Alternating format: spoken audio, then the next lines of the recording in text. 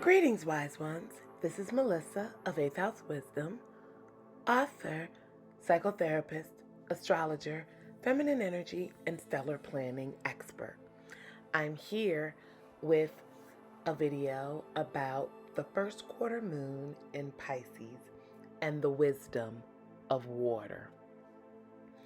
This is the first lunation cycle since eclipse energy, and I'll be giving you insight on the best way to manifest to bring big results for the end of the year and into 2020. If you're interested, stay tuned for the rest of this video.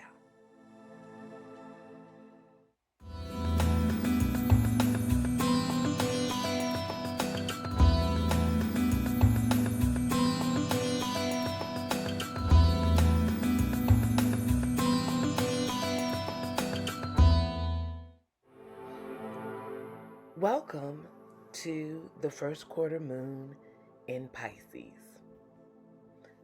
This now means that we are firmly rooted in Sagittarius season,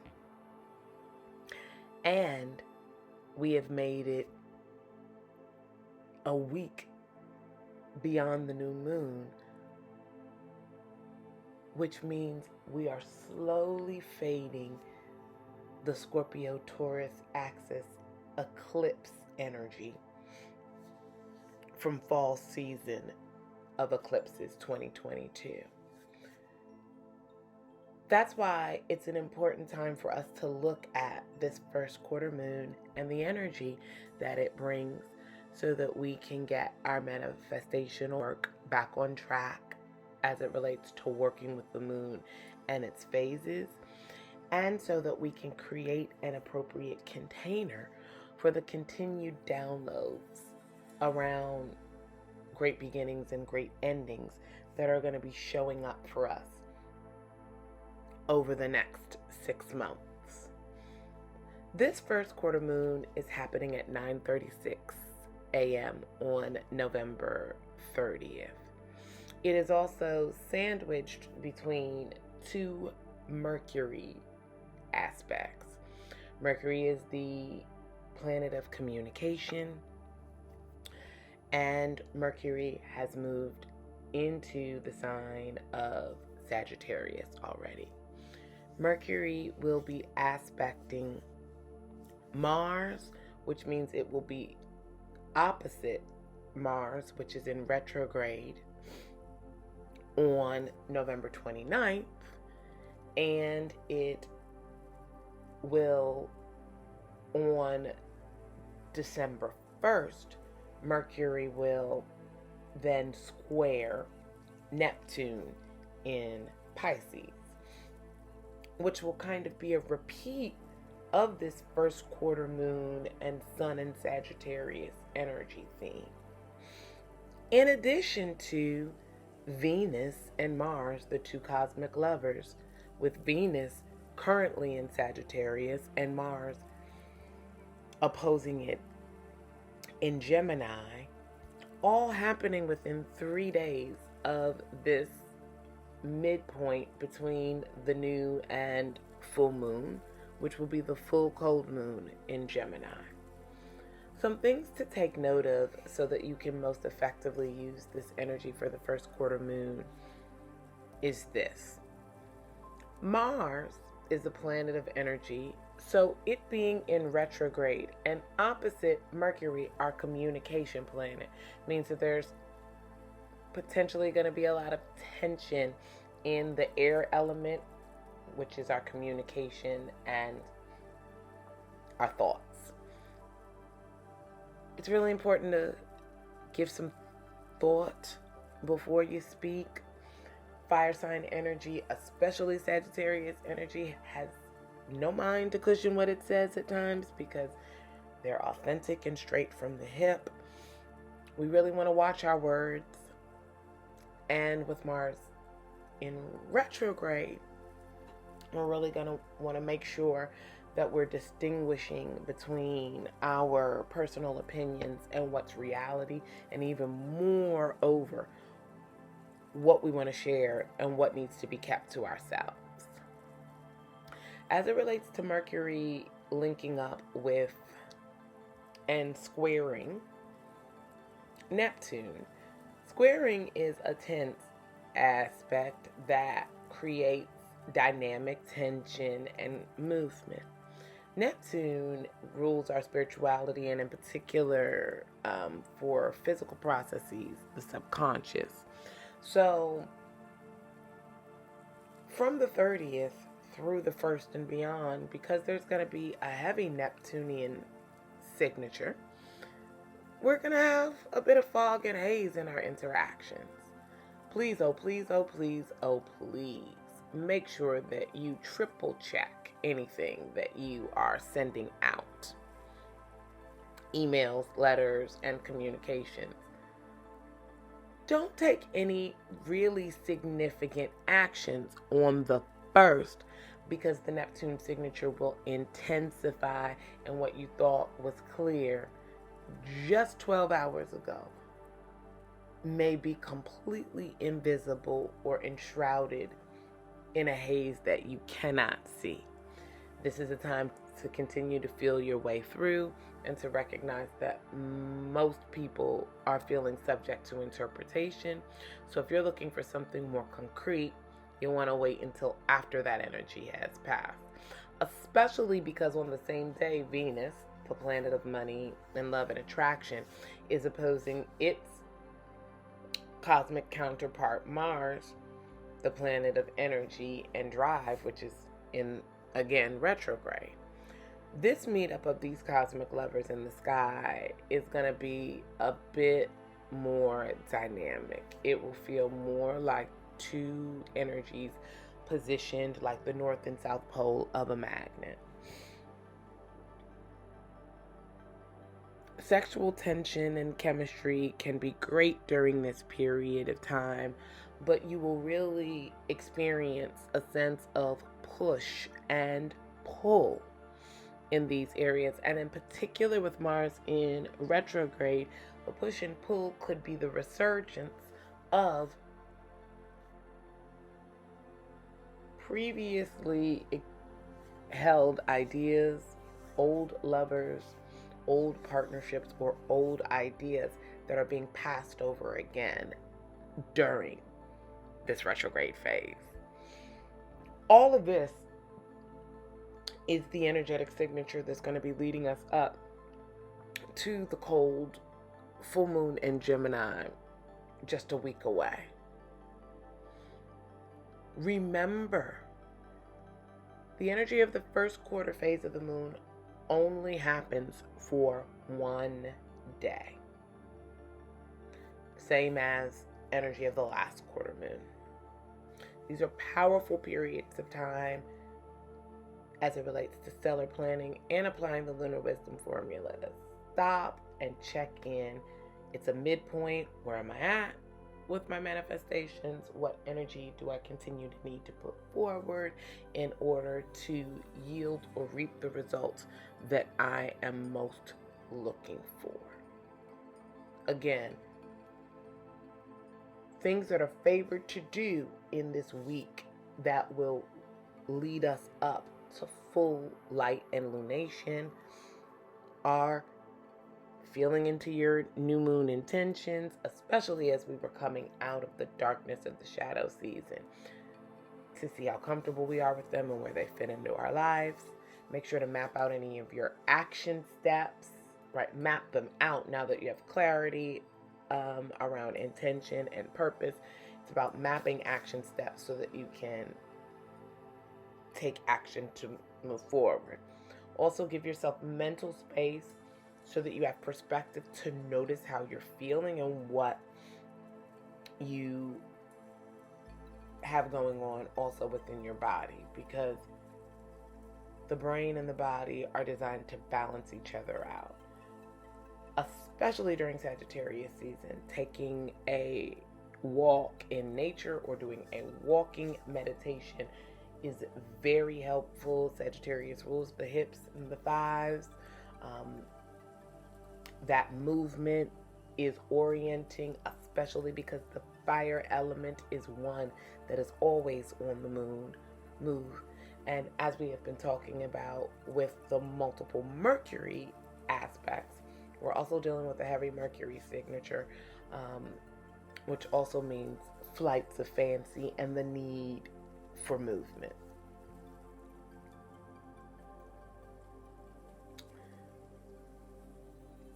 It's really important as we think about where we're at in this final December lunar phase before the end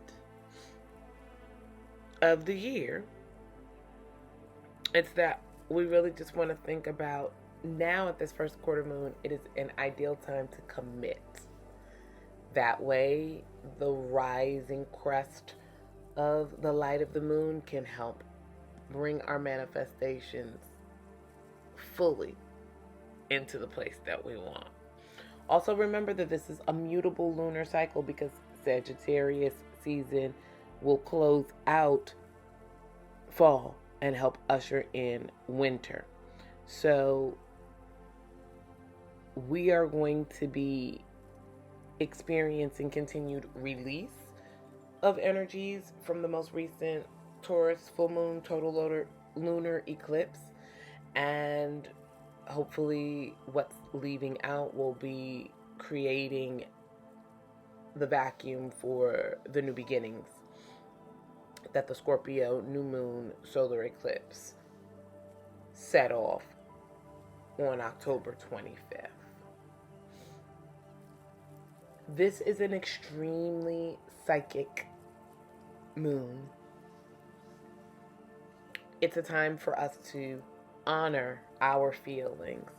And to give you just a brief rundown of Yasmin Boland's take on the first quarter moon in Pisces. Again, this oracle card says, honor your feelings. It asks, are you putting on a good front, acting like you're bright and breezy, but hiding your real feelings? Rather than acting as if everything is fine, and if you're worried about a certain issue, let's deal with them.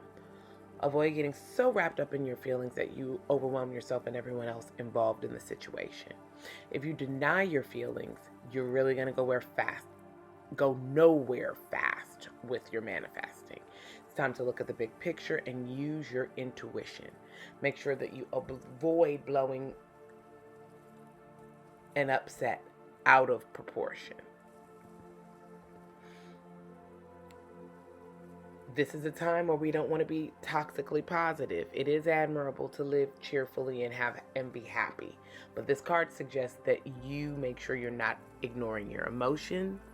When it comes to your manifesting mindset, it's asking you to remember all that you're feeling and not to make light of your emotions, lest you miss an important download.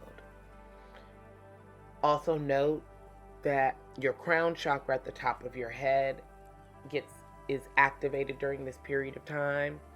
The crown chakra is aligned to the color purple, which I also associate with Sagittarius in this particular time of the year. Our crown chakra is literally our energetic and idea download portal. It's where we take things in. So keeping that energy clear and space clear is important. And the incantation or affirmation for this first quarter moon is energies of the first quarter moon in Pisces. Thank you for showing me that I am divine. The best time, again, to work your magic is when the moon will be in Pisces. That is the 29th and the 30th and into the wee hours of December 1st. That's when the moon is in Pisces, or on a Thursday, which also happens to be today. So this is really, really a great idea and a great day to do the kind of manifesting and magical work to bring about your deepest desires. And one of the best ways that you can do that is through the wisdom of water. Because the moon in Pisces is double water influence, because the moon is feminine and water is a feminine energy, an element, and Pisces is water and a feminine element, you are much more open to psychic energy and the like. That makes it a really good time to do a couple of things to aid your manifestation process as we approach the full moon. One of which is just filling up a glass of water and using it as a gazing tool that can help you to get into a meditative or liminal space. That's kind of where you're out of your thinking brain and somewhat more into your body. In that space, you are much more open to creative ideas and downloads. And gazing at water, the same way you see psychics be portrayed as gazing at a crystal ball, that's part of why they do that, to clear their mind so that they're open to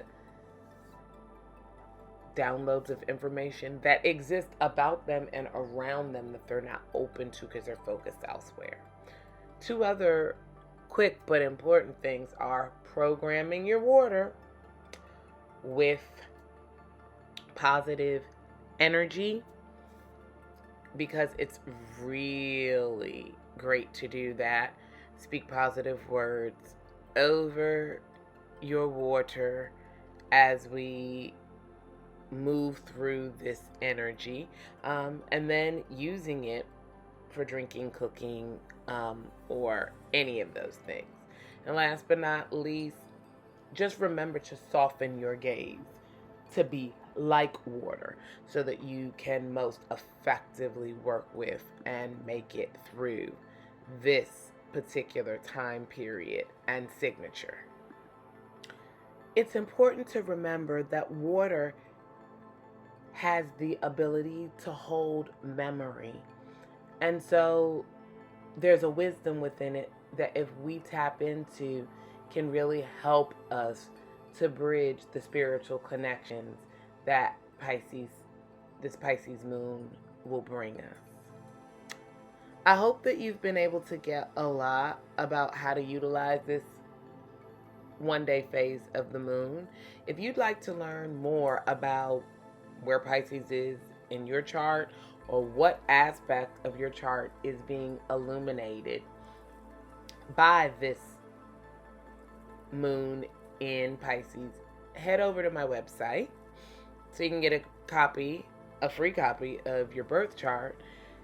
That way you can identify any planets you have in the sign of Pisces, where that's located on your chart, and we'll have all the dimensions you need to best be able to apply the lunar wisdom formula and the information here to your everyday life for stellar planning purposes. And of course, if you'd like to get deeper into that process, I highly recommend that you check out my DIY astrology tool for life and love, the Lunar Wisdom Formula, a manifesting guide for working with feminine energy and manifesting by the moon. The 2023 moon calendar and important dates. That version is out, so anyone who purchases the book will both get the 2022 and 2023 information about important dates, so that you have what you need to lead you through and to apply the Lunar Wisdom Formula all throughout 2023. And if you want a higher touch process, please come and join my monthly membership based on the moon, Lunate the Wisdom Circle. This is where I have curated videos, workbooks, and multiple materials to help support you in easily applying these lunar wisdom formula principles in your life and getting the best that you can out of working with the moon and manifesting by its energies. Last but not least, we are heading to the end of the year, and my annual free workshop on stellar planning is happening on Sunday, 12/18/2022 at 4:30 p.m. Eastern Standard Time on Zoom. This is called Triple Your 2023 New Year's Manifestations with Stellar Planning. Click the link below to learn more about what I'll be offering, and if you join us and register, you will get your copy of the free Stellar 2023 Stellar Year Blueprint 3 days earlier than anyone else, which will be great so that you can jump in to 2023 aware of the cosmic energies. I hope that you found something of value today in this video, wise ones. It is always my pleasure to bring you easily applied astrology information, because life does come with an instruction manual. It's written in the stars. If you would like to know any more specific details about the first quarter moon, head over to my blog, The Wisdom Well, so that you can get those dates and details. And do make sure that you like, comment, and subscribe to this channel. As always, wise ones, sending you guys so much light and love until the next video. Take care.